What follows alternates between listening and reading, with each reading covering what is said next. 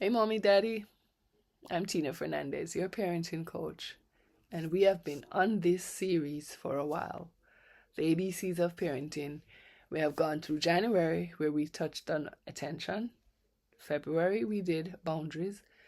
And March, we are going into communication, and we're on week 4. Can you believe this? We have been working together as a community to build the relationships we are having with our children. And boy, has it been a ride. But we have been doing this and we continue to do it.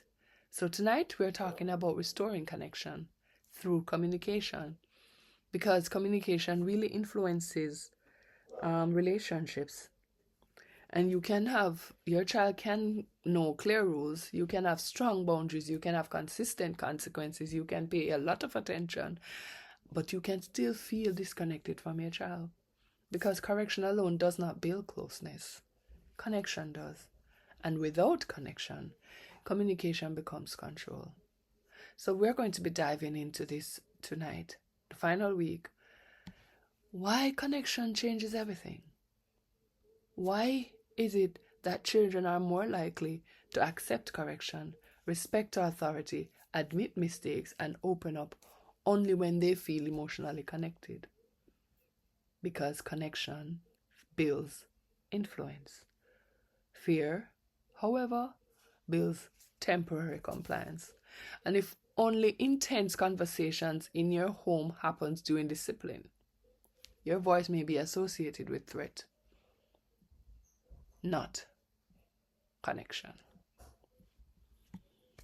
For every correction, there should be multiple positive interactions. Interactions like encouragement, laughter, presence, affirmation, touch. Of course, not for every child. Age appropriate, please, because you know some of our kids don't want to be touched and some loves to be hugged. If correction outweighs connection, resentment grows quietly. So ask yourself, does my child hear more instructions from me or do they hear more affirmation from me? And be honest with yourself, mommy, daddy. Again, you know there is no judgment in this series. We are only working together as parents, all trying to give our kids the best possible outcome. So every parent will mishandle a moment. The power is not a perfection. It's in repair.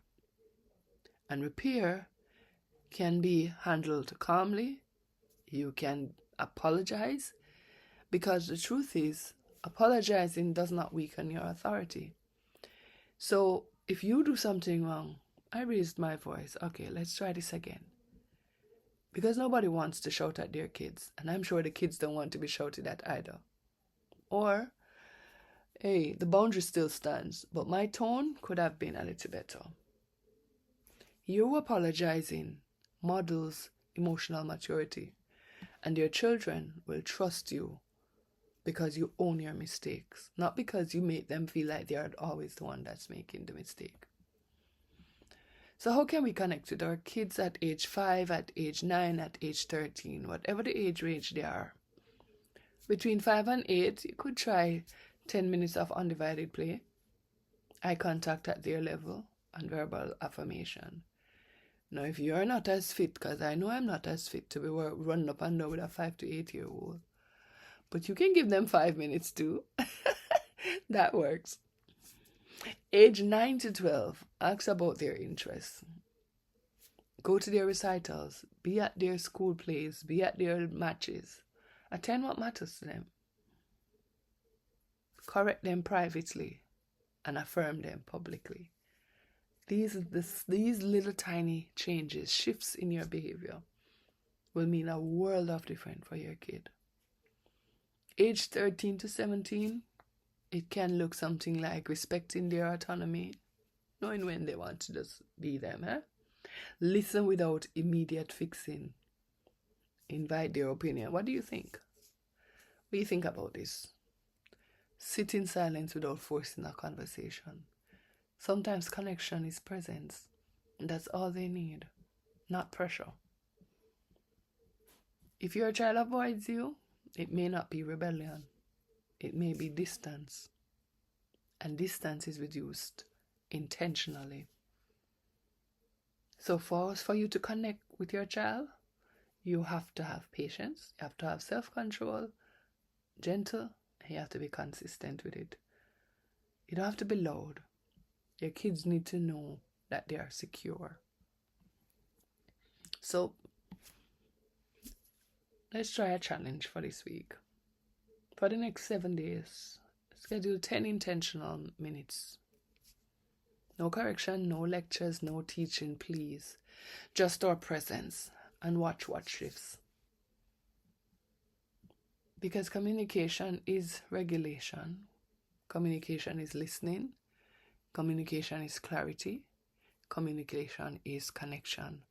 And when these 4 things, regulation, listening, clarity, and connection, works together, your home shifts.